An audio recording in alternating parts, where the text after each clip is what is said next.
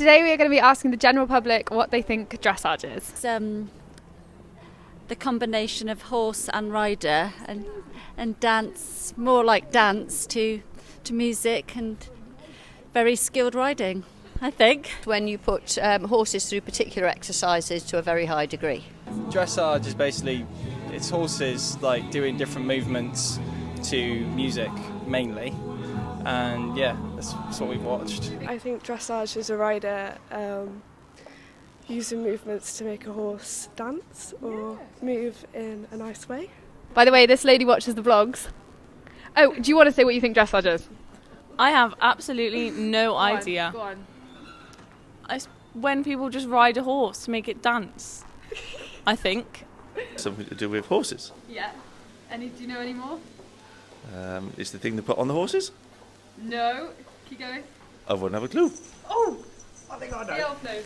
Isn't dressage where it's like an Olympic thing and they get on a horse and they do all this business and then they have to go like that and they move forwards and backwards and they spin round and that sort of thing? Yeah!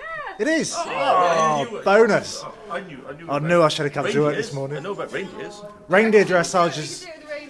Yeah, but when they spin, their antlers get tangled up and it's a mess. Well, it just looks like a horse is just hopping around. That's what I really see. Do you think it looks difficult? For the horse it is. You don't think it looks difficult for the rider? Actually, I don't know. I actually don't understand it. I'm confused. So it's like showman kind of horse riding, where you have to get horses to do tricks and like walk in diagonal directions and stuff like that in a big arena. That's about all I know. What do you think dressage is?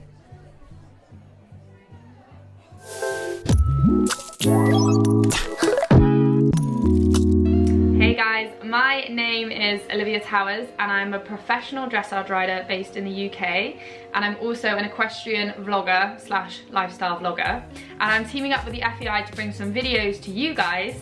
And today's one is going to be what is dressage. So we've just asked the general public what they think it is, but let's go into a bit more detail.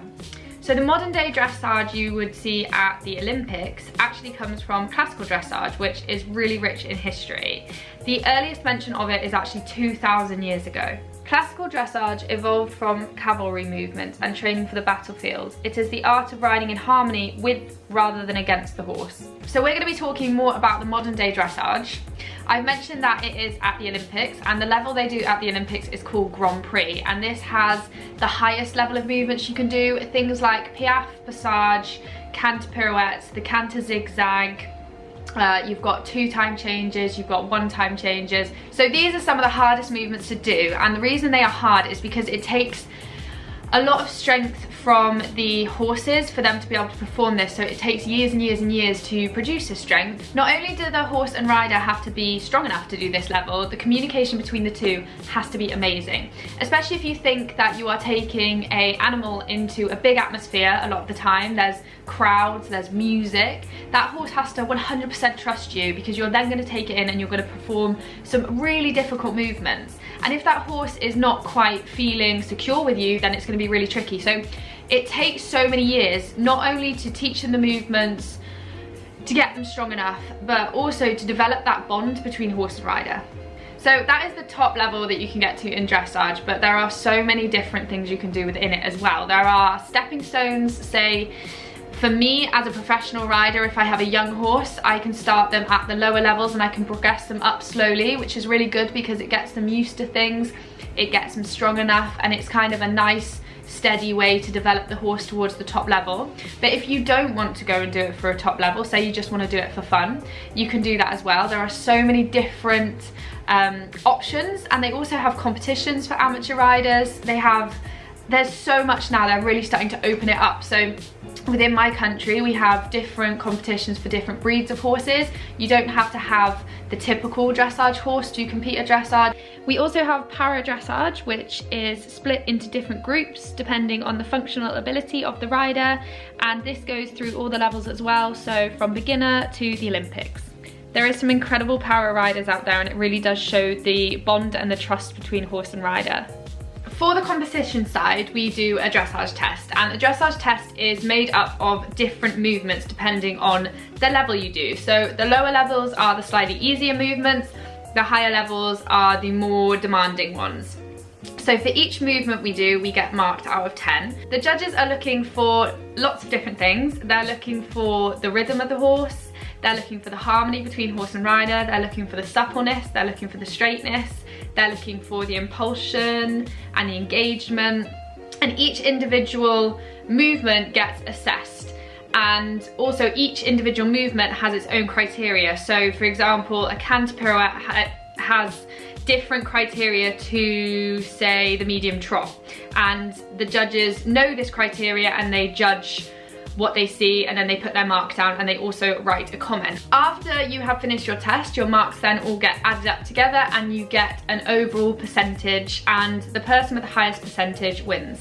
So normally these tests are set routines, but there is also the freestyle, which is done to music. So you can decide whatever kind of music you want, and you have to take the different movements you have to do, and then you can mix them up to whatever you want to do. So the harder your routine, the higher your marks are going to be, but you have to balance it out between being able to do the routine and also to pull the movements off. It's a little bit like ice skating. Any part of riding has dressage within it, so whether you want to event, show jump, or just hack out, there is a degree of dressage within that, because again, like I was saying, it's the harmony between horse and rider, it is that communication, it is that partnership. Dressage, for me especially personally, has developed my mindset massively, and one of my big things with the vlogging is I speak a lot about mindset, because I used to be extremely negative as a rider, not even as a rider, as a person in general. I had no self-confidence, I doubted myself on everything I did, and the horses really picked up on this. So around 2 years ago, I said to myself, I need to change for the horses, I need to improve myself for the horses, and so I went on this journey of improving my mindset. And from doing that, my horses have grown so much in confidence, my riding has improved. I'm also a competitor, so that's starting to improve. But I would say beyond anything, it's that the horses have helped me become a better person, and I think that's what's the most incredible thing about working with them. They taught me self-discipline, because I couldn't just not get up in the morning. I had the purpose in life, I had this drive, I had this responsibility. They've also taught me to really assess myself, because a lot of people say that a horse is like a mirror. So if you're feeling nervous, the horse is nervous. If you're feeling insecure, the horse is insecure. If you're feeling any emotions, the horse picks up on it, which I just think is incredible. So it really teaches you to, yeah, get that self-discipline around your mindset. So our conclusion, yes, dressage is dancing horses. It's that harmony between horse and rider. It's beautiful, it's about movement, it's about suppleness, it's about grace. But I think as well, one of the main things is that it's that partnership between horse and rider. It's that bond, it's that trust, and that is developed over years and years. And it sounds cheesy, but it is the most incredible experience when you know that an animal trusts you that much. It is a bond, it's that two hearts joined together. I hope you guys have enjoyed this video. If you have, please comment below, give it a thumbs up, and make sure to subscribe. Also, please let me know if there is anything in particular you want me to do, any topics you want me to speak about, or any videos you want me to make, and I'll see you for the next one.